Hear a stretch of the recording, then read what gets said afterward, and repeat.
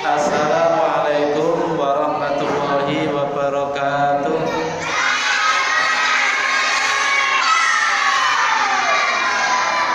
Selamat sore anak-anak.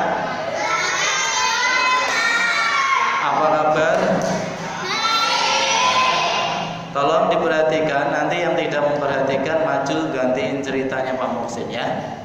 Oke, pada sore ini Pak Muhsin akan bercerita tentang Nabi Yusuf. Siapakah Nabi Yusuf? Nabi Yusuf itu adalah Nabi yang diutus oleh Allah ke muka bumi ini untuk mengajak umatnya beriman kepada Allah. Siapakah ayahnya Nabi Yusuf? Ayahnya Nabi Yusuf adalah Nabi Yakub. Nabi Yusuf punya adik namanya siapa? Nabi Benyamin. Nanti kalau ada pertanyaan, suatu saat ada pertanyaan, siapa yang bisa menjawab pulang lebih dulu. Makanya diingat-ingat, adiknya Nabi Yusuf namanya Nabi Benyamin. Ayahnya namanya Yakub. Ya, ini perlu diingat-ingat. Nabi Yusuf ketika masih kecil selalu diberikan kelebihan oleh Allah tentang kecerdasannya.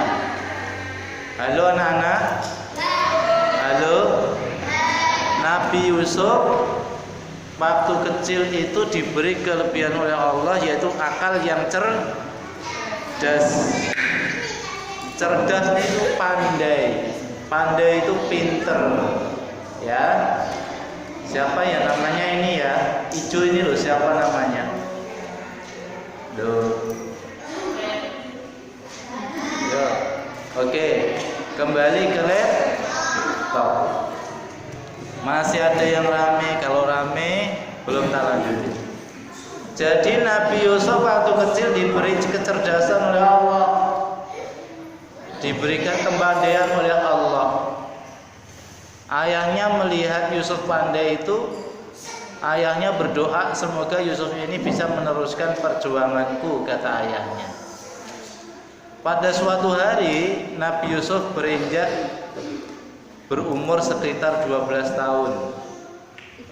Kemudian saudara-saudaranya, dia punya 12 saudara, melihat Yusuf itu selalu disayang sama ayahnya, saudara-saudaranya punya sifat iri, meri. Apa kata saudaranya? Masa Yusuf disayang oleh ayah sedangkan kita tidak? Itu yang ada di pikiran saudara-saudaranya Yusuf. Akhirnya saudaranya ini punya rencana.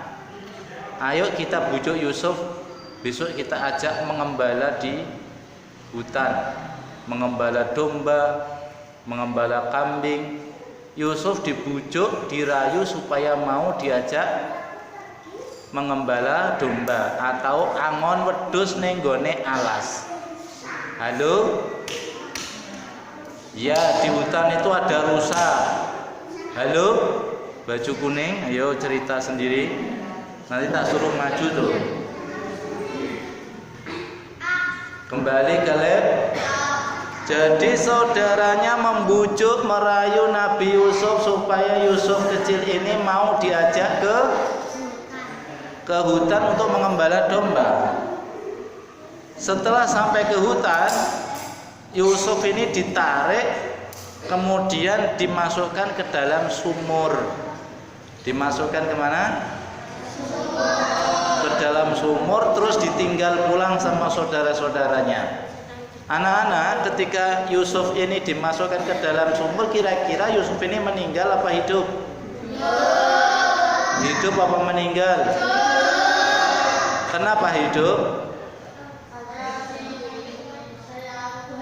Karena disayang oleh Allah, ditolong oleh Allah.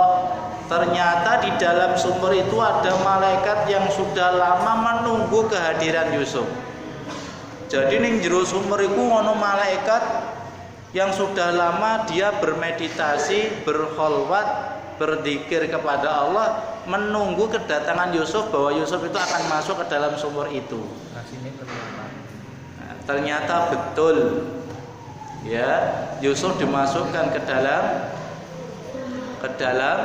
sumur,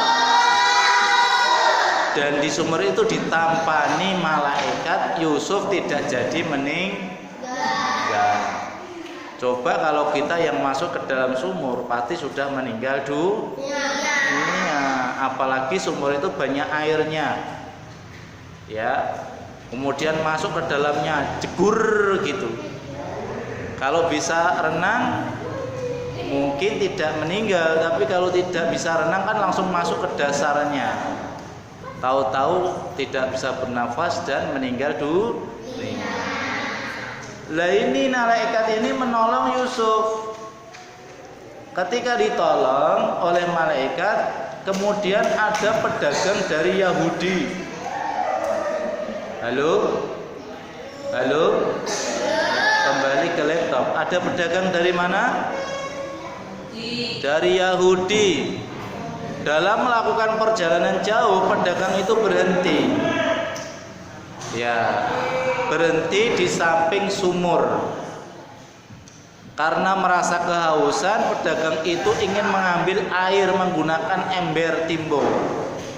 Timbo dimasukkan ke dalam sumur pakai tali, ditarik kok abot. Ternyata isinya tidak lain adalah bukan air, melainkan ada sosok manusia yang ganteng, yaitu Nabi Yusuf.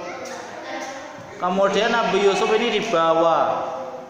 Apa kata orang Yahudi? Aku dapat orang ganteng, mau tak jual nanti di pasar. Jadi kalau zaman dulu itu manusia ternyata bisa dijual. Manusia itu bisa dijual. Kemudian Yusuf dibawa ke pasar, dijual. Begitu dijual, dibeli sama seorang bos, seorang penasihat raja, yaitu suaminya Siti Zulaiha. Kemudian Yusuf dijadikan apa? Anak angkat. Dijadikan apa? Anak angkat. Ini bahwa bukti Allah tidak akan pernah tidur, Allah tidak akan pernah lengah untuk menyelamatkan hambanya. Halo, jadi kalau anak-anak pinter ngaji, pinter sholat, di masjid tidak rame, tidak guyon, ya besok Allah akan menolong kita. Kita akan dimasukkan ke dalam surga. Allah cinta sama kita.